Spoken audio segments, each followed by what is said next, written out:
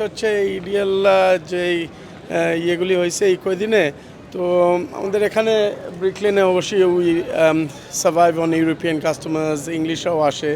এই কয়েকদিন ইডিএলের কারণে এখন ইউরোপিয়ান কাস্টমার্সরাও আসতেছে না, তারা ট্যুরিজম করতে আসে, হাজার হাজার লোক আসে in a week, but no one is coming, কেউ আসতেছে না। এই last 2 weeks has been so disastrous, we don't know what to say, but hopefully government কিছু করবে ইডিএলের সম্পর্কে, যাতে ব্যাক টু নর্মাল হয়ে আসে ইনশাল্লাহ।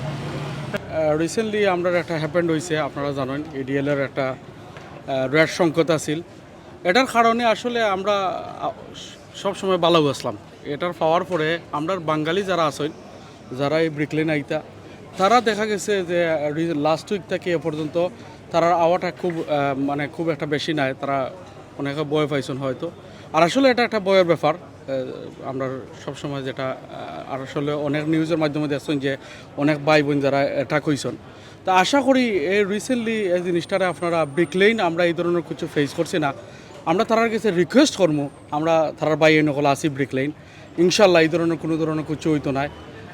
তারা সবরে রিকোয়েস্ট করবো আপনার মাধ্যমে তারা ব্রিকলেন আইতা, তারা হয়তো অনেক দিন ধরে বাঙালি খানি মিস করছেন, তারা সব আইবা আইয়া যে প্রুফ করবা যে এই ধরনের কোনো হ্যাপেন্ড নাই, তারা বয় করার কথা নাই, তারা আইতা সব আমরা রিকোয়েস্ট করবো আপনার মাধ্যমে।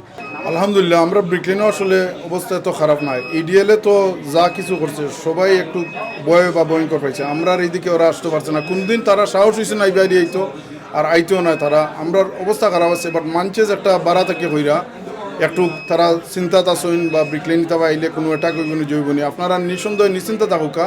এইদিকে এইরকম কিছু না, ইডিএলর ইস্টন্ডনের পাশাপাশিও তারা না, আপনারা নিঃসন্দেহ হোকা। কাস্টমার লাস্ট উইক একটু এফেক্ট হয়েছে যে মহামারী আসছিল কিছু জগরি, but this week slowly they coming back to normal.